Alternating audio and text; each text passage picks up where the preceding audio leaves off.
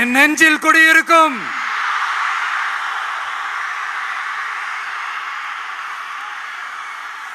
புதுச்சேரி மக்கள் உங்கள் அனைவருக்கும் என்னுடைய வணக்கம்.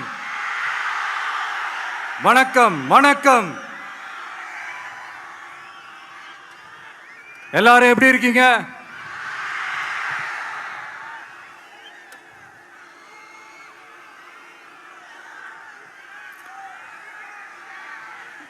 இந்த ஒன்றிய அரசுக்கு தான் தமிழ்நாடு ஒரு தனி மாநிலம், புதுச்சேரி ஒரு தனி யூனியன் பிரதேசம். அவங்களுக்கு தான் தமிழ்நாடு தனி, புதுச்சேரி தனி, இப்படிலாம் இருப்பாங்க. ஆனா நமக்கெல்லாம் அப்படி கிடையாதுங்க. நாமெல்லாம் வேறு வேறு கிடையாது. நாம் எல்லாரும் ஒண்ணுதான்.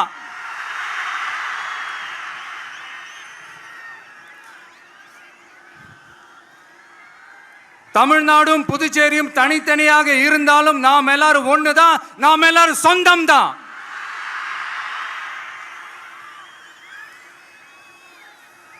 வேற வேற வீட்டுல, வேற வேற ஊர்ல, வேற நாட்டுல, வேற ஸ்டேட்ல இருக்கிறதுனால நாம் எல்லாரும் சொந்தங்கள் இல்லைன்னு ஆயிட முடியுமா? அது எப்படி முடியும்? இப்ப பாத்தீங்களா, ஒருத்தருக்கு ஒருத்தர் பார்த்துக்கும் போது அந்த பாச உணர்வு, அதுதாங்க, அது மட்டும்தான். அது இருந்துட்டாலே போதும், வேற எதுவுமே தேவையில்லை.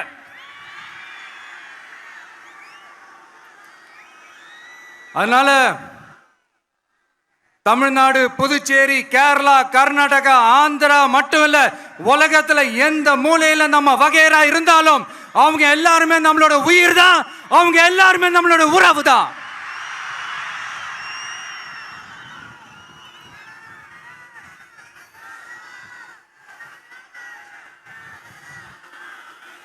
புதுச்சேரினாலே உடனே ஞாபகத்துக்கு வர்றது மணக்குள விநாயகர், அரவிந்தர் ஆசிரமம், வில்லியனூர் மாதான் சொல்லி இவங்க எல்லாரும் ஞாபகத்தில் வருவாங்க. அது மட்டும் இல்ல, மகாகவி பாரதியார் அவர்கள் இருந்த மண், பாவேந்தர் பாரதிதாசன் அவர்கள் பிறந்த மண். அது மாதிரி இன்னும் சிறப்புகளை அடுக்கிக்கிட்டே போலாம். ஆனா அரசியல்னு வந்துட்டா ஒரு முக்கியமான விஷயத்தை பத்தி நம்ம சொல்லியே ஆகணும். 1977ல புரட்சி தலைவர் எம்ஜிஆர் அவர்கள் தமிழ்நாட்டில் ஆட்சி அமைச்சாங்க. ஆனா அதுக்கு முன்னாடியே 1974லயே இங்க புதுச்சேரியில அவங்களோட ஆட்சி அமைஞ்சது. அதனாலதான் அப்பவே சொன்னாங்க, நமக்காக வந்தவர் எம்ஜிஆர், அவரை தமிழ்நாட்டில் மிஸ் பண்ணிடாதீங்கன்னு நமக்கு அலர்ட் பண்ணதே புதுச்சேரி தான். அப்படிப்பட்ட புதுச்சேரியை நம்மளால மறக்க முடியுமா? அது மட்டும் இல்ல, இங்க இருக்கிற மக்கள் தமிழ்நாடு மாதிரியே புதுச்சேரி மக்களும் என்ன கிட்டத்தட்ட ஒரு 30 வருஷமா என்ன தாங்கி பிடிச்சுக்கிட்டு இருக்கிறீங்க.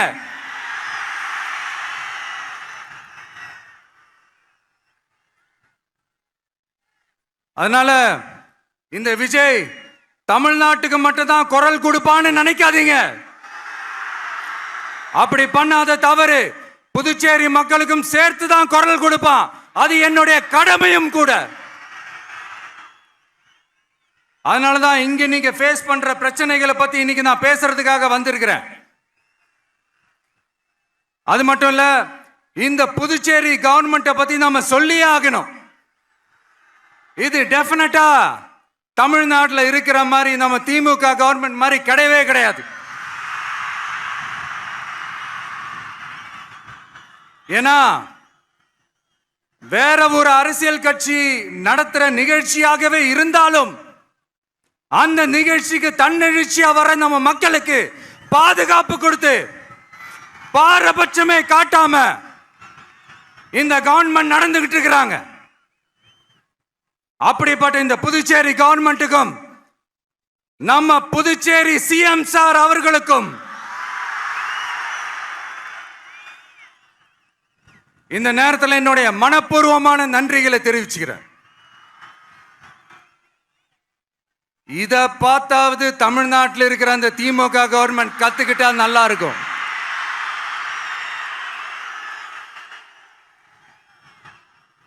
ஆனா அவங்க கத்துக்க மாட்டாங்க. பரவாயில்ல, வரப்போற எலெக்ஷன்ல 100% கத்துக்குவாங்க. அத நம்ம மக்கள் பார்த்துக்குவாங்க.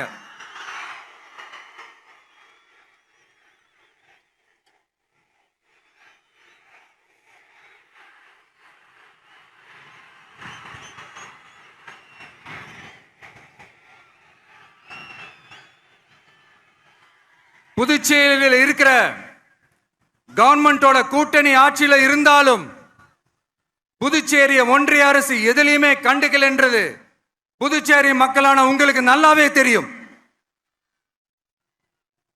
மாநில அந்தஸ்து கோரிக்கையை மட்டுமா கண்டுக்கல, இங்க வளர்ச்சி ஏற்படவும் துணை நிக்கவே இல்லைன்னு கேள்விப்படுறோம்.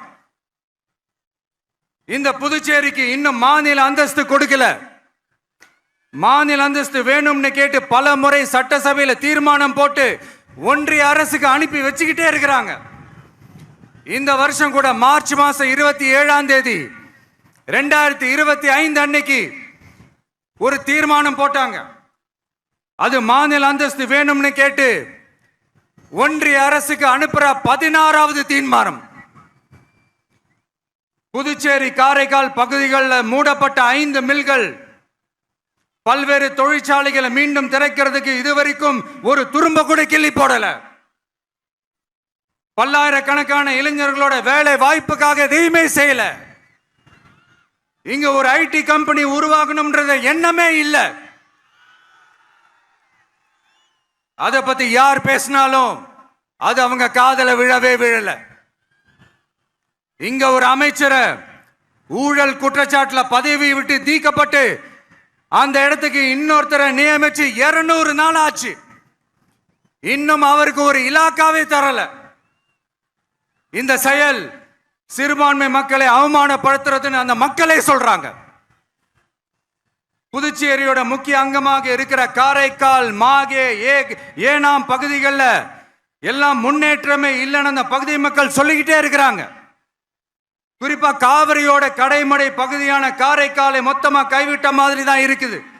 இது எல்லாமே முன்னேற்றம் அடையணும். டூரிஸ்ட் பிளேஸ் ஆன புதுச்சேரியில போதுமான அளவு பார்க்கிங் வசதி இல்ல, போதுமான அளவு கழிப்பறை வசதி இல்ல. இதெல்லாமே மேம்படுத்தணும். புதுச்சேரி கடலூர் மார்க்கமான ரயில் திட்டம் வேணும்ங்கிறது நீண்ட கால கோரிக்கை.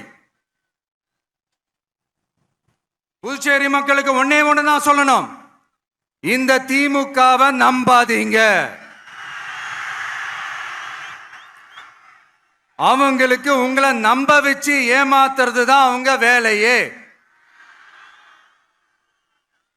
நான் சொன்ன பல கோரிக்கைகளை எல்லாம் தீர்த்து வைக்கிறதுக்கு நம்ம புதுச்சேரி கவர்மெண்ட்டுக்கும் அதோட மக்கள் திட்டங்களுக்கும் ரொம்ப அக்கறையா உண்மையா துணை நிற்கணும்.